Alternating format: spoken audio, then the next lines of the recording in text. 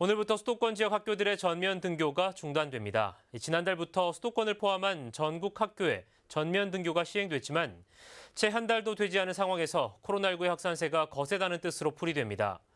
교육 현장의 혼란 속에 교육 공백 우려도 커지는 양상입니다. 취재기자 연결해 자세한 내용 살펴보겠습니다. 박영찬 기자. 네, 보도국입니다. 네, 먼저 국내 코로나19 상황부터 전해주시죠.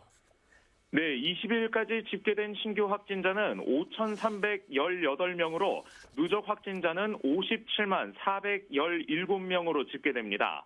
위중증 환자는 997명, 사망자는 54명으로 집계되는데 위중증 환자는 역대 최다를 기록한 19일 이후 검사 건수가 줄어든 주말 영향으로 다소 감소했습니다. 하지만 최근 신규 확진자들 대부분이 서울과 인천, 경기 등 수도권 지역에 집중된 양상을 보이면서 인구 밀집도가 높은 지역을 중심으로 감염 확산세는 여전한 모습입니다.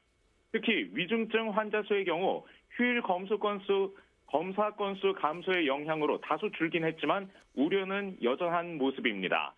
18일이었던 지난 토요일엔 처음으로 위중증 환자가 1,000명을 넘었는데 최근 하루 확진자 수가 6,000에서 7,000명대로 두껍게 쌓이고 있다는 점에서 위중증 환자의 증가세도 당분간 계속될 것이란 관측도 제기됩니다. 네, 오늘부터 전면 등교가 중단되는데요. 이 교육 공백을 우려하는 목소리도 나오고 있습니다. 어떻습니까? 네, 그렇습니다. 오늘부터 수도권의 모든 학교에서 전면 등교가 중단됩니다. 하지만 비수도권의 경우 대형 학교와 과밀 학급을 중심으로 밀집도를 3분의 2 이내 수준에서 제한하는 조치가 취해질 예정입니다.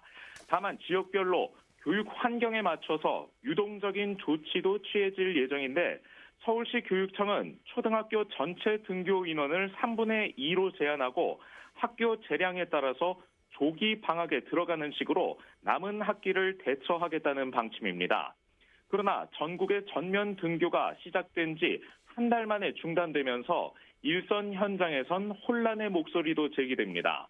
원격 수업에 따른 학습 결손을 메울 대책이 부족한 데다 돌봄 공백 우려로 인한 맞벌이 가정 학부모들의 부담도 커지고 있기 때문입니다.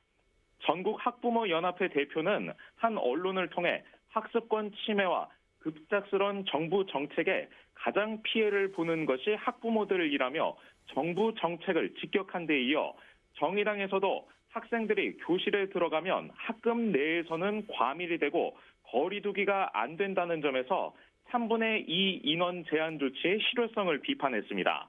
한편 정부는 전면 등교 중단에 따라 원격 수업으로 대체하는 한편 소아청소년 백신 접종을 늘리기 위해 찾아가는 백신 접종도 확대하겠다는 방침이지만 학교 단위 백신 접종을 희망하는 학생은 미접종 청소년 중 6.9% 수준에 머물고 있는 매우 낮은 상황이어서 백신 안전성이나 정부 정책에 대한 불신 해소 또한 숙제가 될 전망입니다.